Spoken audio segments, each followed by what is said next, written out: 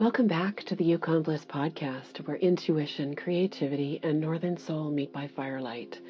Today's guest is Stephanie Lawson, founder of Tagish Rocks, a crystal boutique that's become a sacred stop in the Yukon. From Horwood's Mall to Carcross Commons, Stephanie brings heart and intention to every stone she shares. Her journey from corporate life to crystal healer is a beautiful example of what happens when we follow our soul's calling. Whether you're new to crystals or a lifelong collector, her wisdom will resonate. All right, Stephanie, welcome. Thank you for having me. Yes, I do love your necklace. Thank you. What kind of rock is that? It is a blue flower agate. Oh my goodness. Yes. I hope you have more of those. I do. Absolutely. I just wondered if we could just begin with some background. Yeah. How you got started with Tagish Rocks. Sure. And what inspired you to begin this journey? Oh my gosh. I say it's kind of a two-part, two lives. In my early 20s, I actually started in the mining industry. So I worked in the mining industry, for 10 years. And I got to travel. It was a exploration drilling company. And funny enough, it had affiliation with a company in Whitehorse, which I didn't even know, Klawani Drilling. Oh, neat. Yeah, so I was affiliated. This was in Vancouver. So I worked for them in finance. And then I just wanted to travel, and I just loved everything about the drilling industry for some reason in my early 20s. And I moved over into operations, and I got to travel all of South America, Central America, Mexico, Dominican, Haiti, and very remote places because we were doing exploration drilling. Amazing. And so I got to see a lot of these mines, a lot of these places where we were drilling, what we were doing. So I did that for 10 years. And again, got to travel everywhere and see a lot of things. And in my 20s, which I could not do that type of traveling anymore. And what we did and the things, the donkeys we rode into the hills and all the different things. Anyway, and then I took a break from that and went into something completely different, ran someone else's company for another 10 years. And then my son was born in 2012. When he was 3.5, he was diagnosed with autism. And so his autism is severe and he has high needs. So when I was running this other company, I was VP of operations of a company, which is a high level position and requires a lot of time. I kept getting pulled out of work for his needs. So I ended up just becoming a business consultant and leaving that job and actually working remotely from home and just doing consulting work. And at that time, I was just seeking. I didn't know what I was seeking. Autism was actually quite new for us as a family. We didn't know. Now we know a lot of families. It was new. And so I was seeking a lot of different things. And I met an energy healer. And her and I met. And again, I didn't know what I was looking for, but she seemed to have something that just sort of pulled me in. So I was doing some energy healing sessions with her. She worked a little bit in the health industry too, that I was actually working in the health industry.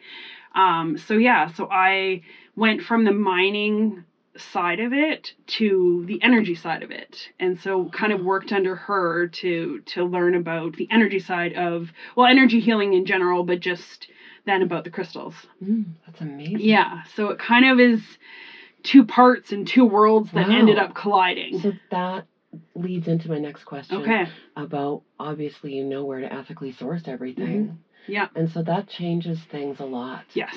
Because it's so important that we do that. Yes, absolutely. And so where do you source your crystals now? All over the world.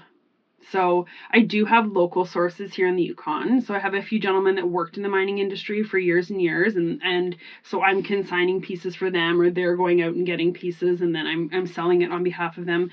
Other than that, it's all over. It's Brazil, Uruguay. I've got Turkey, Pakistan, India, China, all over the place. Yeah. And I really, I want to make a connection with that supplier first. I want to see everything. I want to see behind the scenes. I want to see what they're doing. So I really vet a lot of the suppliers that I'm working with to make sure what they're doing, where they're getting their crystals, and everything is done ethically. That's so good to know, because energy is so important. Absolutely. And so your shop feels more like a healing space. Was that your intention all along? Absolutely. If you just need a place, I've always said, don't feel obligated to buy anything. If you want to come and you just need a place to ground, come and stand in the shop for 5 minutes. Yeah. Say nothing. Just feel the energy. Yeah. Grab a crystal, hold a crystal, whatever it is. Absolutely. Yes. So I wanted to create that space for, for our community, for sure. Yeah. It's very healing. Yeah, absolutely. So do you offer one-on-one guidance? Not right now. I guess it's a little bit of, I'm still trying to figure that out in myself. Maybe we'll work on it. Right? Maybe we'll work on it. Of what my gifts are. Well, I can find out. And so I'm not, I'll offer one-on-one, like in the store. Yes, I'll spend time with someone and kind of guide them to what they're looking for. But other than that, I would like to. And I would like to work on my gifts because I know they're there. Yes. I just don't know yet. They definitely are. Yeah. And what I have been learning about autism even is that often there are psychic gifts involved within those families. Yeah. So we'll talk about that maybe some more sometime. Yeah. I just want to talk about your little shop. And I want to talk about in specifics about where they can find you. Yeah. Right? Yeah. You're in the Horwood Mall. Horwood Mall, yeah. We're open in Horwood Mall. We have a nice little space. I almost want to rename it the Crystal Closet. Oh. It's just small and quaint and it's just perfect. It's that one wall. That's all it is. But then they wouldn't know it was you. I know. That's true. Tagish Rocks, yes. So we're at Horwood Mall, and then also now we're at the Carcross Commons, and that's the seasonal store, right? So from May until mid-October, open 7 days a week in Carcross. Yeah. Such a special place, isn't it? Yeah, I know. I was going to say, I always gush about Carcross. Yeah. Beautiful. Yeah, the energy there is incredibly powerful. Absolutely, yes. So, yeah. What about personal rituals that help you connect with your crystals? Yeah. So usually, like when I get shipments in and I'm working with them, going through kind of that cleansing routine, either, smudging them or giving them a quick wash, or like last night, full moon, putting them out in the full moon, trying to cleanse it. I go through the store on a daily basis, and I also train my staff to do the same thing, to go through the store and just do a quick, cleanse of energy, right? And how have they been about that? Good. Yeah, that's good. Right? Well, it's Get real. the right people. It's very real. Yes, exactly. Energy is real. Yes, it's it very is. Very sciencey. Yeah, for sure. So, yeah. I'm glad they respect that. Absolutely. It means a lot to people who are deeply into crystals. Mm-hmm. Yeah. I, for one, am. Yeah. And even intuitively, a lot of the time, you can rely on your own intuition because your higher self is connected to Source. Absolutely. And so if you get a flash of a rose quartz, you're going to just know. Yeah. Absolutely. Is there common crystals, though, here that people ask for on a regular basis? It's not so much. Sometimes it's the crystal, yes. So we've got trends, moldavite, kind of trendy, right? Yeah. So you need to educate people on what it is and what they're looking for, and it's not. And it's powerful. Right? Yeah. Very powerful it's crystal. Like Herkimer diamonds. Exactly. And they yes. want to just wield those like a willy-nilly. Yeah, and then Libyan desert glass is sort of another sort of trend that's coming on. I find it's actually more sort of the intention behind it. So people come in and they say, I have anxiety, I can't sleep, I need calm, I have ADHD. So then it's finding the crystals that are matching with that. So it's more the energy of that rather than people coming in looking for very specific crystals. That's what I've found. So it's almost like a form of energetic prescription. Correct. Right? Yes. Yeah, absolutely. So I would start off with some kind of grounding crystal Absolutely. first. Is yes. that how you begin? Yeah. Well, I'll ask, again, like what their intention is. What are they looking for? And then sort of guide them in that way. So if they are looking, yes, for something grounding, then we'll go kind of in that direction. And I try also to give people kind of some basics, in line with the chakras, crystal colors, that sort of thing too. So, if you're looking for heart space stones, you're going to be looking at pinks and greens. You're looking for communication and calm. You're looking at blues, whites. Yes, it seems to resonate easily with people, and they can find it that way too. So. Yeah, even in terms of chakras, and different. I always think blue is the throat chakra. Yeah. Open that up if communication's an issue, that sort of thing. Exactly. So I'm so glad you're well versed in it, and it's so helpful. Yeah. And So, I want to show you my Lemurian quartz. Oh, I saw that coming in. This is so magical. Oh, it's beautiful. This thing wow. was part of a collection from a woman who relocated from Yukon years ago. Okay. And yeah, I just love it so much. I've got it all the time. Is there a type of crystal that you love to have with you if you travel? This is my traveler buddy. Right? Yep. Selenite. Yep. I travel all the time. I'm actually feeling like almost naked today because I don't have pockets. Oh dear. So I usually have the rocks in my pockets. So, selenite for sure. I usually travel with like an obsidian or a tourmaline for that protective energy as well.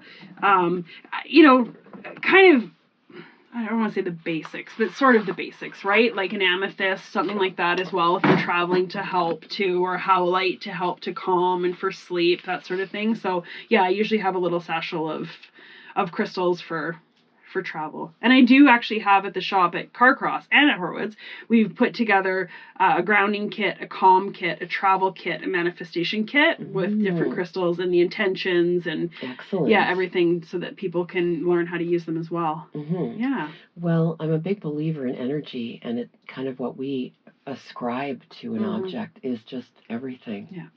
And the belief in the crystals, I feel like it magnifies them. Absolutely. So do you ever recommend, I recommend a lot putting quartz with other crystals to magnify Absolutely. energy. Yes. Even putting it on a mirror if you want to attract prosperity with your pretty green stones. Yes, that's a great, that sort of thing. Great idea. This is a monster. Oh, this beautiful monster has been with me since the beginning. Wow. It that is insane. This honkin' citrine. I just love it so much, though. Oh. A friend of mine, her shop was called Flora and Fauna. Yeah. It's an Arkansas citrine. Wow. I love her work. Beautiful. It's my heavy metal piece, right? I tell ya. But, yeah. I have a necklace that's the same, but it's about that size. Oh, yeah. Not that much. It's gorgeous. So beautiful. Oh, yeah. Oh, I love it. Thank you for sharing. It's gorgeous. Amazing. So are there stones you swear by to help you in business?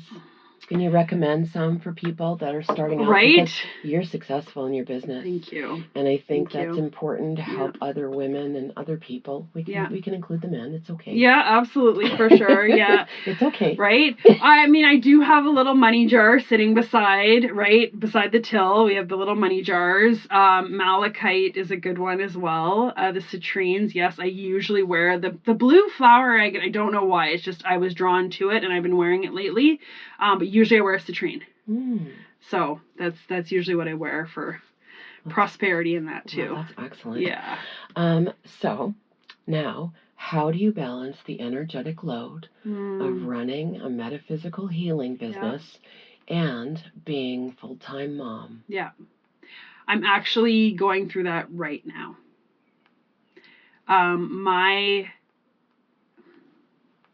My son was, I don't know if you know this, my son lives in BC now. I live in the bush. Yeah. I don't talk to anybody. He was, yeah. Well, thank you for sharing No, yeah, he was unfortunately, I'm not going to say taken away from me, but we went through a lot with him here in the Yukon and services that could not be provided for his needs. Oh, unfortunately. I did know about that. Yeah, so he's gone back to live with his dad in BC and go through the system there.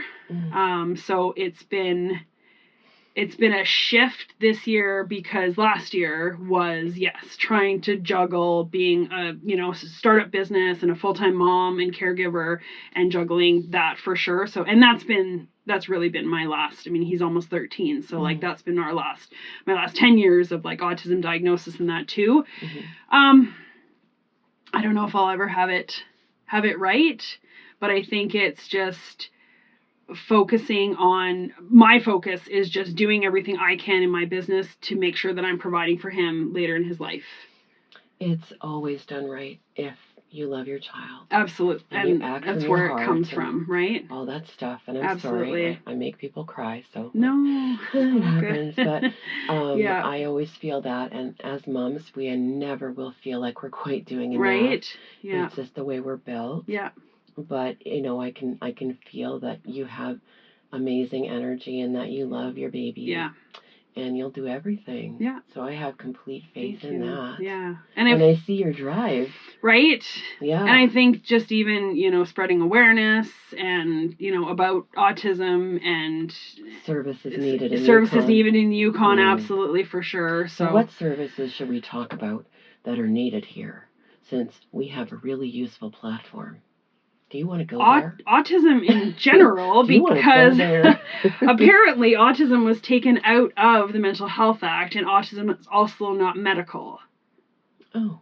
So we don't really have anything because it falls in this completely gray area. How could it not be medical? I'm not sure.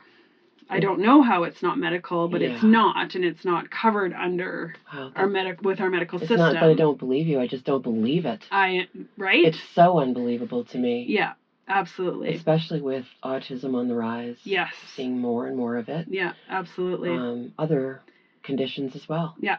And Alzheimer's and absolutely, yeah. I've got a brain injury of my own, and so that's a concern for me, right. Yeah. And other people, even with type 3 diabetes, is Alzheimer's now. Oh, okay. I believe. Wow. I could be wrong. Yeah. I think with autism, unfortunately, they're just trying to, put these kids trying to fit them into society rather than figuring out how to get on their level and figure out, like, these kids are brought to us to teach us. Mm-hmm. And I think, like, raise our vibration. Yeah, exactly. And they're just sort of being put into. I heard and everything I learned in anthropology was that we are egalitarian societies by nature. Mm-hmm. We were. Mm-hmm. And everybody had a job and a role, regardless of their ability. Yeah. They were equal to everyone. Yeah. And so, it's not right what's happening. No, absolutely. So how do we make it better, I guess, is what I'm interested in. I'm always interested in what are we going to do about it. Right. I think the thing I said, and I was part of the Autism Support Network in BC for 4 years. I served on the board and did a lot of work with parents there and did parent support groups. And I think it's educating everybody, because the thing is like the parents, we can't leave it all on the parents to figure out either and advocate for, because we're tired. Yeah. We've got, right? And I think on like the neurotypical level, I think that other parents should be concerned because their children are missing parts of their education because our children are taking up time of EAs and teachers and principals and things because they don't have the right systems in place. So I think everybody needs to be worried about this, not just putting it back on the autism parents to figure out a plan and tell somebody else how to do it. And usually it's about numbers. Yeah. That's how you change things. Yes. You have numbers and studies and everything else. Yeah. And I feel like that would be something that you'd be very good at. Yes. And so I think that you'll be advocating and helping to push this through. And I definitely do. Yes. There's so much energy behind Mama Bear here. Yes. That, if it's focused in a spot, right, it's bound to make a big difference for the better. Yes. Right? Yes. Absolutely. Yeah, well, I definitely believe it'll change. Yes, I hope so. I think, because the thing is as you say, those rates are rising, autism diagnosis is rising, and things are happening. So we're not, like, what's going to happen in 10 years when we've got, like, I know in British Columbia when I left, it was something like 1 in 3 children access autism funding. Like, it was a crazy number. I can't remember exactly what it was. Something crazy. And that's accessing autism funding, which means they had diagnosis. And again, when I left BC less than 2 years ago, the wait list at Sunny Hill was 3 years for autism diagnosis. Even the private wait was almost 2 years to get a private diagnosis. So that says something. So incredible. We have to be looking ahead, because these kids they need to be productive members of society. They want to be. So how do we get them there? Because we need them. Exactly. Right? And they need us. So we definitely need to figure something out. Absolutely. I definitely realize again that Mama Bear is going to figure this out. Yes, right. There's so much passion behind your words. You're just like, oh yeah, I know. Let me at them. I Yeah, know. absolutely. Yeah, absolutely. Let's saddle up. Let's go. Yes, for sure. That's sure. That's always my energy is let's go do something about it. Exactly. So I just wonder if you would like to share a bit about what you're hoping for Tagish Rocks this year. Yeah. I know you have big year already. giant visions of what you want to do more from a systemic point of view. Yeah. But with your business in particular, how would you like to see that developing this season? Yeah. So with the 2 locations, obviously, we're established now with the Horwoods and Carcross. I also do Instagram live sales weekly. That's exciting. I do TikTok live sales I didn't see those weekly. Yet. Yes. So those 2, just on a weekly basis, I'm doing those 2 sales, online sales, and just sort of branching out. Right now, I really only, from like an advertising level, I'm really only advertising to Yukon and BC. I haven't even branched out yet. I've been asked to go up to Dawson City. I've been asked to go to Haines Junction. So I think getting out in the communities too and doing pop-ups for some of these smaller communities that can't make it into town, trying to access Northwest Territories, like going, a little bit further out than just the Yukon and BC. It's been amazing, like the community there, but just branching out a little bit. But I also need to, again, I just had this conversation. I am one person. Yes. So I need to start asking for help. Yeah. I need to start building my team. And I have some really good people in place right now. So it's about, empowering them and giving them the tools to start and, take on some different things. So, and to grow from there. Yeah, it's already been a really great year. So, yeah, the community support here is phenomenal. Amazing. I know. Yeah, I don't think I could have done this anywhere else. It's amazing, isn't it? It is, absolutely. Yeah, I know. The people are so welcoming. Yes. And so open. Yes. Yeah. I lived here years ago, and I decided to come back and retire. Oh, amazing. There was no other place like it. Yeah. No. And you get to be as unique as you like. Right?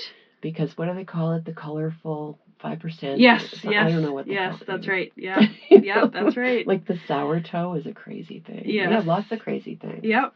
Absolutely. So, I love it. Anything else that you would like to add?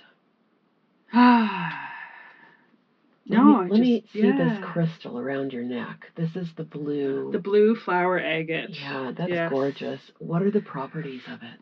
It's a very grounding stone. I feel more grounded wearing it. And then throat chakra. So that communication, I've actually done a few. I did a CBC radio interview a couple weeks ago. Great. I did one for North of Ordinary magazine. I've done a couple other podcasts. So good for you. It just helps me to, of course, with words, because sometimes words are difficult. So I've found that I've kind of put aside almost that citrine and that business sort of manifestation. I'm at peace with that right now, and so just kind of moving on to communication. Well, I feel like you have an excellent vehicle running.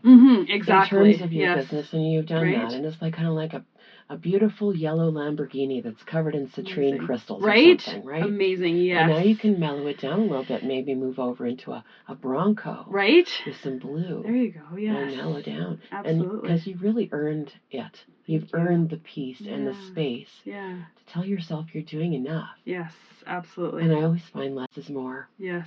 It's the connections you make, the meaning, it's everything. Absolutely. And your reasons for doing what you do.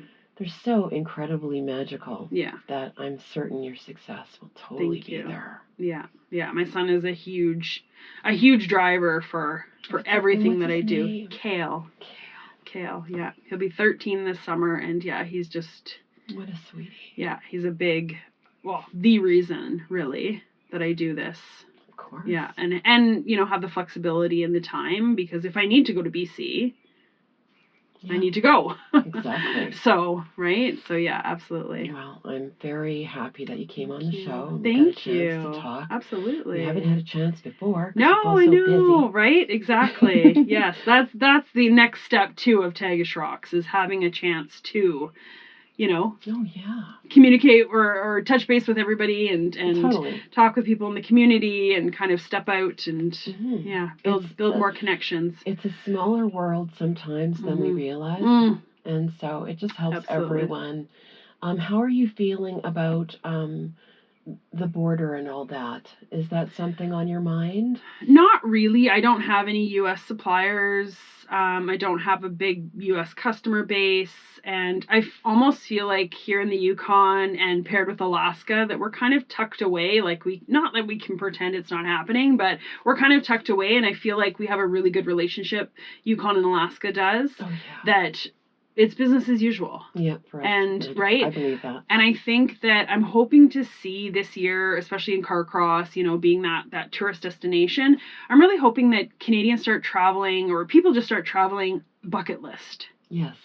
And the Yukon and Alaska and the cruises and the sites, it's like it's on so many people's bucket list. I know it. And so I hope that what's happening in the US and just in North America, that people are, taking the time to spend with their loved ones, doing the traveling, doing those bucket list things, and just not worrying about things they can't control. Absolutely. These things are really out of our control right now. I know, but you have the rocks to soothe them. Exactly. Right? Yes. Give them some amethyst. Yes. Perhaps. Absolutely.